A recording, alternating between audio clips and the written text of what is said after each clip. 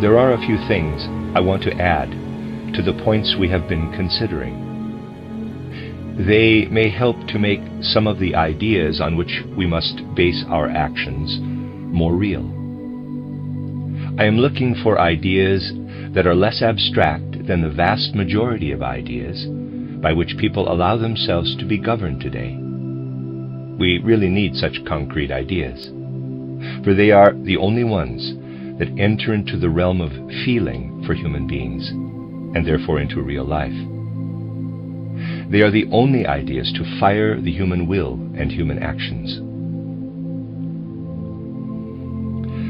Looking at the world today, we should really consider the most striking characteristic of social life in the civilized world to be that the smaller communities of past times have given way to quite large human communities.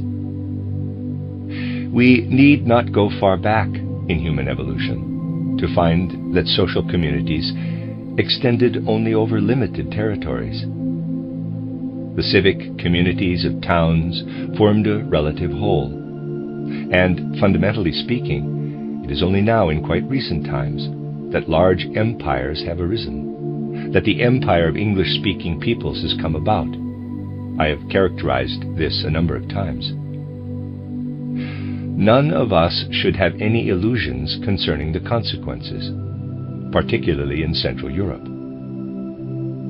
It needs the point of view of spiritual science, however, to get the right ideas about these things, ideas that fully relate to reality. The spiritual scientific point of view makes us go back to earlier stages of human development to see that then, too, people formed certain kinds of communities, though these should not be called states, as I have said on a number of occasions, for that would cause tremendous confusion. Instead, let us find some other more neutral term. Let us say that, in quotes, realms arose. Such realms were ruled by individuals or by particular groups. Subsequently, states developed out of this. And today, states are taken so much for granted that no one would think of going against them. At least in certain areas, no one would go against them. What is worse, they are so much taken for granted that people are not even inclined to think about them. Behind this, however, lies something that unites human beings in their inner soul life with the spiritual, the divine principle, as it came to be called, during different stages of Earth evolution. If we go back to prehistoric times, times that only partly extend into historical times, we find that in those prehistoric times, the idea of a ruler of the realm, as we may call it, whatever words we use do not really fit those earlier ideas, was quite different from what we take it to mean today.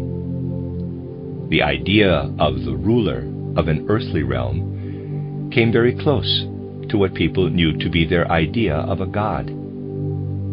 These things inevitably must seem highly paradoxical to modern minds, though that is only because modern minds are little inclined to take serious consideration of things that existed during the past in human evolution, and do not fit in with the way of thinking that has become customary in Western Europe and in its appendage, America, over the last 300 or 400 years. Of course, the way a ruler of the realm was introduced to his office, at least in many empires, was very different in those early, partly prehistoric times. We need only go back as far as ancient Egypt, meaning the earlier, partly prehistoric times of ancient Egypt, or as far as Chaldea, and we shall find that it was considered a matter of course that regents were prepared for their office by the forerunners of our present-day priests. People had quite concrete ideas as to how a ruler should be prepared for office by the priesthood and its institutions. They felt that with this kind of preparation, the person called to be regent truly became what the Chinese, still having a faint notion of this, called the Son of Heaven. There was an awareness that someone called to rule over some region had to be made a kind of Son of Heaven. What was in people's minds was, however, something quite different from the one and only idea we have today when we speak of training a person or preparing them for something. You can go to great lengths to explain that one should not train people for some office or other in this world by merely implanting intellectual knowledge into their souls, but that the whole person needs to be developed. Practically all our ideas today on development, education, and so on tend to be abstract to an extreme degree. People have the idea that only some aspect or other of the human being should be changed or transformed to advance him in his training, his preparation for some office. No one thinks that development should be such that the individual undergoes a complete change. Above all, no one thinks that something objective should enter into the soul of that individual, something that was not there before. No one has that idea.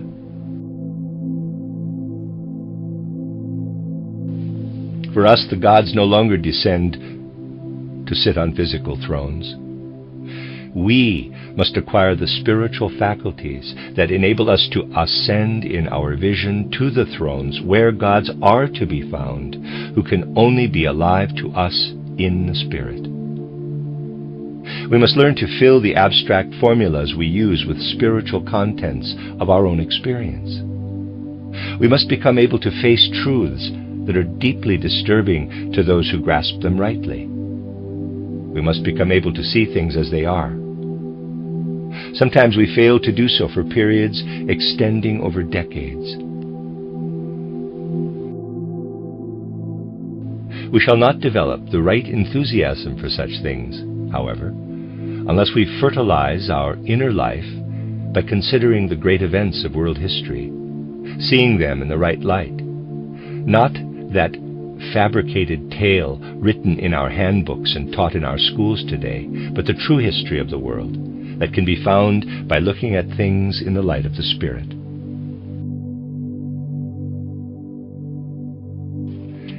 Everybody who has the right to vote is forced to support one line or another, that is, to work along party lines. Parties are a fact of life. They go back to better times, to the English seesaw system, when there was the Conservative Party on one side and the Liberal Party on the other. It may be said that all the parties that now exist are different combinations of those two shades. Sometimes the liberal element, which is to the left, takes on some color from conservatism on the right, and conservatism is colored with liberalism from the left, as in the case of the Social Democrats. Or conservatism turns radical, as we have seen in the present time. All in all, it can be said that the conservative-liberal seesaw is the pattern on which all our parties are based. That is the picture one gets when looking at this in an outer way. The most dreadful things are happening in those party organizations. Everybody would admit this. The thing exists, however, and the question is why it exists. What does it really represent? What, in fact, are parties? Everything that presents itself in the physical world is an image of the non-physical world. What is it that exists in the non-physical world, with the result that in the physical world we have parties as an image of it? The matter can only be properly understood if we grasp the conditions which apply when we go across the threshold to the spiritual world. There we arrive at something very different, at the real nature of things. Here in the physical world we are idealists, skeptics, realists, spiritualists, or any other kind of ists. We are something that can be summed up in a manifesto as a political or sociological system. In short, we are something-ists.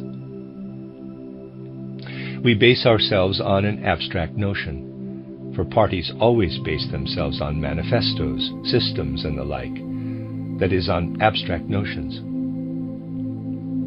As soon as we cross the threshold to the spiritual world, we are no longer dealing in mere logic and abstract notions.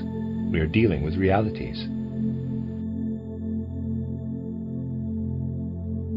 That as soon as we look beyond the threshold, we find three essential spirits: the Christ, Ahriman, and Lucifer.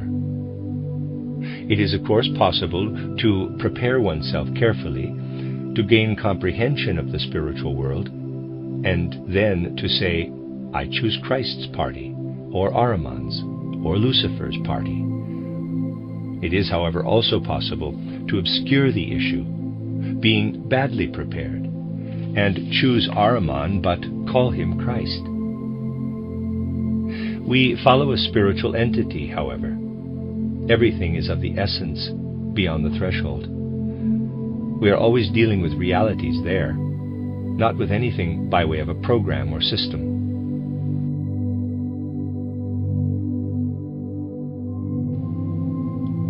Believe me, the old methods of combat are finished with. Everything that could be the habitual way in the past is now finished. We must consider things in the light of the Spirit. What is conservatism? What is liberalism? Here on earth they are caricatures of the spiritual world. Conservatives are followers of Ahriman, liberals of Lucifer. Having passed the guardian of the threshold, one can see how the whole of conservatism is running after Ahriman and the whole of liberalism after Lucifer.